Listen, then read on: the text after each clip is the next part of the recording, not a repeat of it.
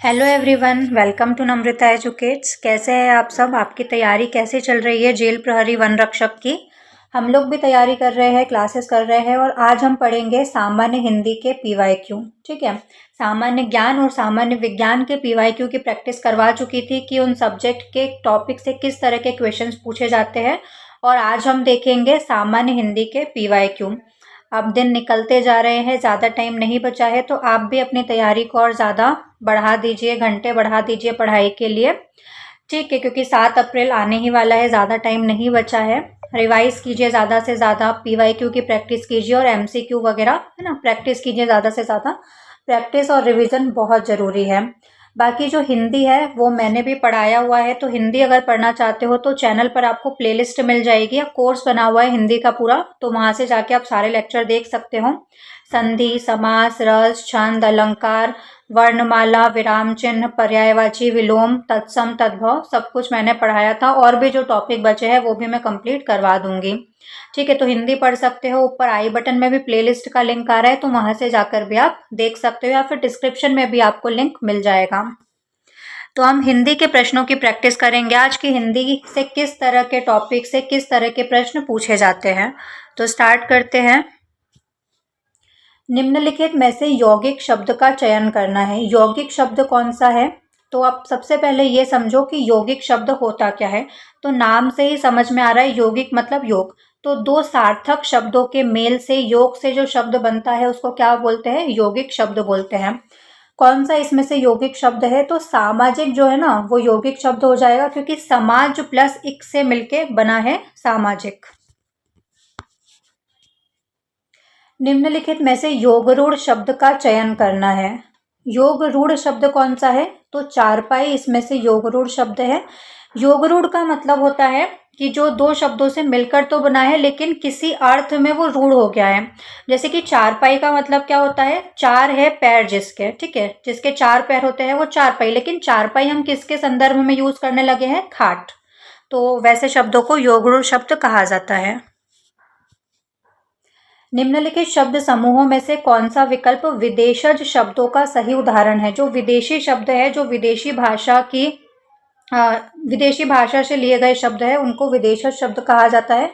इनमें से कौन से है विदेशज शब्द? तो स्कूल, कॉलेज, अस्पताल ये विदेशज शब्द है। निम्नलिखित में से कौन सा शब्द द्विगु समास का सही उदाहरण है? द्विगु समास क्या होता है? जिसका पहला पद संख्यावाची विशेषण होता है। ठीक है, तो इसमें से संख्या किसमें दिख रही है? तिमाही, 3 माहों का समूह तिमाही, ये द्विगु समास हो जाएगा। समास मैंने पूरा पढ़ाया है, आप जाकर चैनल पर देख सकते हो। निम्नलिखित में से राष्ट्रपति में कौन सा समास है? तो राष्ट्रपति मतलब होता है राष्ट्र का पति। ठीक है, तो संबंध तत्पुरुष समास इसमें आता है, जिसमें विभक्ति लगी हुई है, तो ये तत्पुरुष समास का उदाहरण हो जाएगा। निम्नलिखित में से कौन सा शब्द द्वंद्व समास का सही उदाहरण है? द्वंद्व समास मतलब होता है जिसके दोनों ही पद प्रधान होते हैं, या फिर जिसके सामासिक पदों को हम लिखते हैं तो या, अथवा, और शब्द बीच में आते हैं। तो इसमें हाथी घोड़ा क्या हो जाएगा? द्वंद्व समास, हाथी और घोड़ा, जिसमें दोनों ही पद प्रधान हैं। कनिष्ठ का विलोम शब्द बताना है। तो कनिष्ठ मतलब क्या होता है? छोटा। वहीं पर इसका अपोजिट हो जाएगा ज्येष्ठ मतलब बड़ा। कृश का विलोम शब्द क्या होगा? तो कृश मतलब दुबला पतला कमजोर, इसका अपोजिट क्या हो जाएगा? हष्ट पुष्ट मतलब मजबूत तंदुरुस्त, इसका अपोजिट हो जाएगा। लता भवन्ते प्रकट भेद तेहि अवसर दो भाई, मनु निकसे जुग बिमल बिधु जलद पटल बिल गाय। इसमें कौन सा अलंकार है वो आपको बताना है। तो अलंकार वाला टॉपिक भी आप पढ़ना जाकर, पूरा कंप्लीट पढ़ाया था मैंने, ट्रिक भी बताई थी, तो उससे भी आप याद कर सकते हो।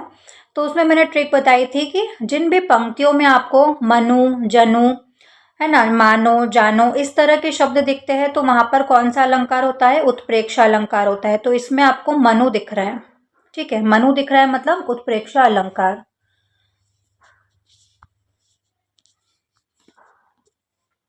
पीपर पात सरसमन डोला। ठीक है, यहाँ पर पीपल के पत्ते की तुलना किससे की गई है? मन से की गई है। तो यहाँ पर उपमा दी गई है, तो उपमा अलंकार इसका आंसर हो जाएगा। किस मुहावरे का अर्थ बहुत घबरा जाना होता है? बहुत घबरा जाना मतलब हाथ के तोते उड़ना। पीठ पर हाथ रखना, पक्ष को मजबूत बनाना।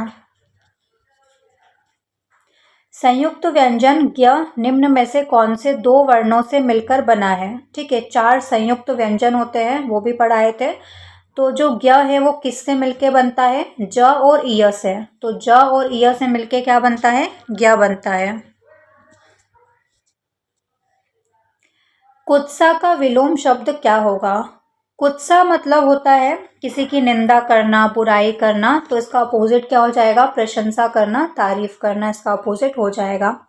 तो जो भी हमने PYQ पढ़े हैं और आप लेक्चर्स देखोगे जो मैंने पढ़ाए हैं हिंदी के, तो उससे बाहर कुछ भी नहीं आएगा। ठीक है, तो उससे आपका काम हो जाएगा। तो वो सारे लेक्चर्स को आप अच्छे से देख लेना, तो आपका हिंदी अच्छे से कवर हो जाएगा। और भी जो टॉपिक बचे हैं वो मैं कंप्लीट करवा दूंगी।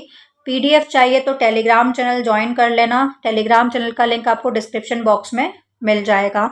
इसके अलावा वीडियो को लाइक करना, चैनल को सब्सक्राइब करना और बेल आइकन ज़रूर से प्रेस कर लेना, ताकि ऐसे और भी जो वीडियोज़ आने वाले हैं उनकी नोटिफिकेशन आप तक ज़रूर से पहुंच जाए।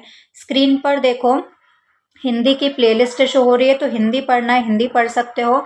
MPGK हम कंप्लीट कर रहे हैं, MPGK की प्लेलिस्ट शो हो रही है, तो MPGK भी पढ़ सकते हो।